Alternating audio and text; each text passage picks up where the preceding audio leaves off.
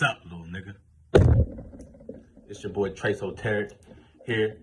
Pre-new moon in Venus in Capricorn, Sun in Capricorn. I'm just trying to give y'all a forecast follow-up so you don't enter this new moon struggling or floating or any of that miscellaneous, you know what I'm saying, up and down, back and forth bullshit, right? So we're gonna start with all the gifts. Like, it's near Christmas and shit, and this the gifts because we had the air trine, right? You know what I'm saying? We can see our limitations and things coming from the past affecting us, slowing down processes, slowing down how we think, how we relate, got us overthinking about how certain people think, adding emotions to it. And then here comes the moon of Scorpio. Now, if you notice, like I've noticed, it hasn't been that volatile of a moon in Scorpio, considering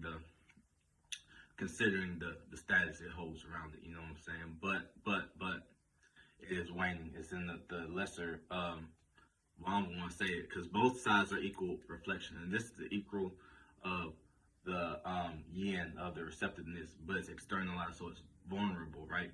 But it's about to enter into the new moon completely, and you know, Scorpio and Pluto, it does well in transformation. This is a transformation of the darkness, a transitioning of the shade or light potency, if you will. So I've noticed from when I have this placement with the trine to Pisces, you know what I'm saying? So that was a gift for me. So if you have, you know, it's already a trine, not externally, but if you had this trine internally in your own alignments, like you felt more connected and you felt like a stronger emotional tie to express your love language in the way that you imagine it, whereas you would normally be in your lower desires and the lower currents of Scorpio waters, you know what I'm saying, fixated. It's not as much earthy there. Like, you got an external planet, you know what I'm saying, with the let's just say it's got its badge. It's stamped, it's official like that. So it's gonna be chilling there with the external planets, not letting you get all flunked out, regardless of the squares and shit like that. At least from my standpoint, right? You feel like a more desirable, more relatable way of, you know what I'm saying, you're not bumping into all these rocks and shit that's in the bottom of the ocean. That's all the caves and conclaves where you maneuver frequently and you don't bump into your own walls or borders or things of that nature that you've built up around to protect that, right?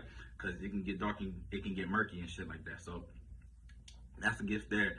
But like, if you have Mars there, don't go too far in that. Like, for example, for me, it's my North Node. I don't really have any planets there. So my baby, my queen, has Mars there.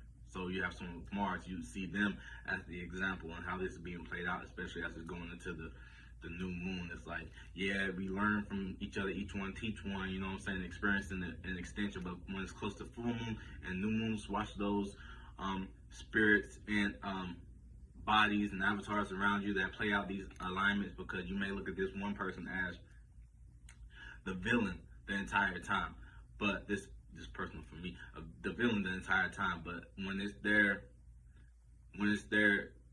the ball's in their court and it's their ability to do what they do, you being the spiritually inclined one and them potentially not being that, or like they're not conscious, you know what I'm saying, that they are playing out these things as protection and using their psychic abilities and powers, right? So the minute this person gets the ball in their court, then they start doing the right thing that they was misinterpreting, misunderstanding, whatever the status or case being within that particular alignment, because it's a gift. What may not be a good gift for you may be, you know, someone's freaking cherry on top for them, and that's just for you to sit back and learn.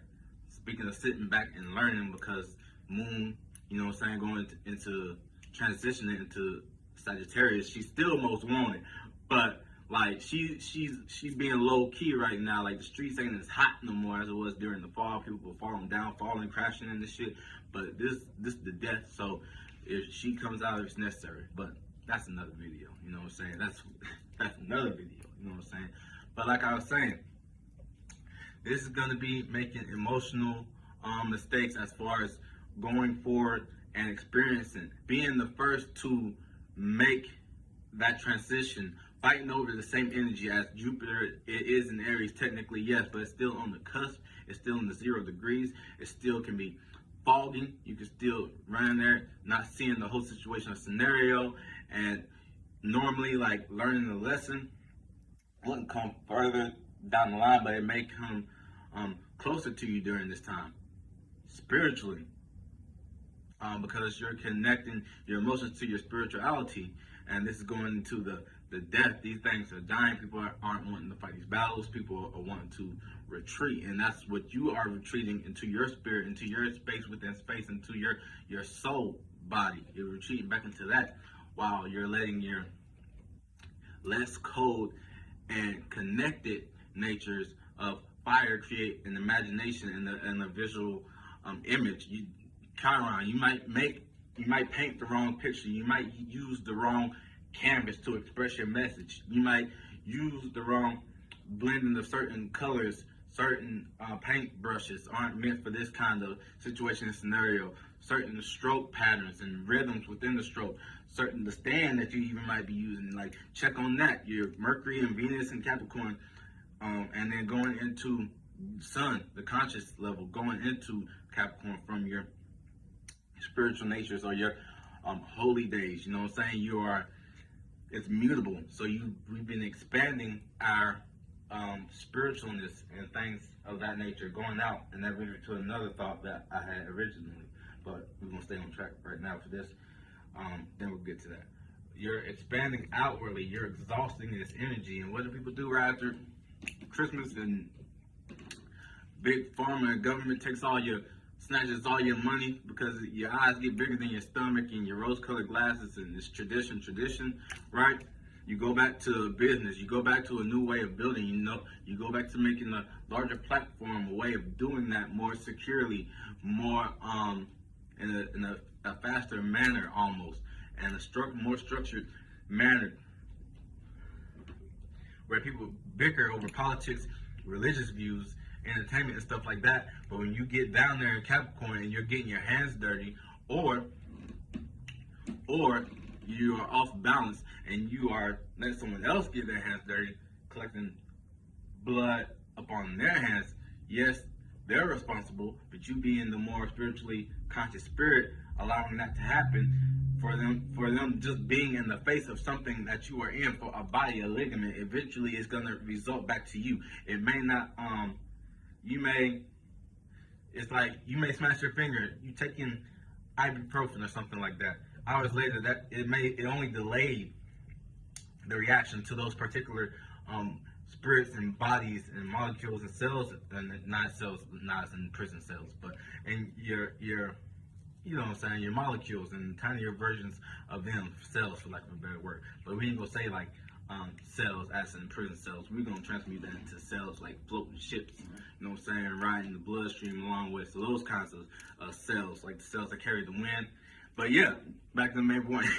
It's gonna take time, but eventually it's gonna reach the center. It's gonna reach your source, and you're gonna give a reaction. So that's where you make sure these things are held down. And like I said, I have this in the 4th house, so some people might be homesick, you know what I'm saying, during this time, during this deep connection, you know what I'm saying, keeping feelings private and transforming and making the most out of it, but still it's gonna have, it's gonna take a minute for the wave will fizzle out before it gets to the beach, until all that accumulates and creates that big gush and washes over the land, the practical sense of the tradition and stuff. But that would be homesickness. So all these are gifts wrapped differently for each and everybody.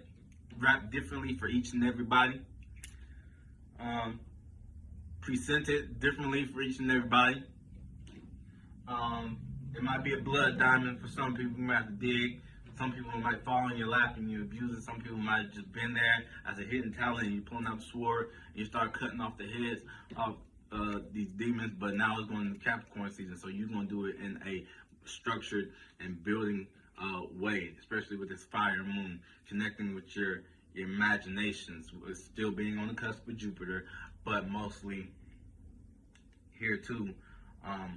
If you're washed up in the wave, kinda, if you're just relaxing and you're just in la la land, you don't see that the things are moving on, you can be in that Neptune energy and resonate with that, and then you wake up from that. But you have to remember to touch the ground. Don't get lost in your spirituality, but remember to build it upon the basis of your spirituality, upon your associates and things of that nature. Because Aquarius, is moving forward, progressing. So you're seeing the gift of seeing your limitations, restrictions, and boundaries incites you to build your own in place of these things, so that they may nullify each other, they may transmute each other, and you have solid ground to maneuver about. And Aquarius is like, it's the fixed logic, right?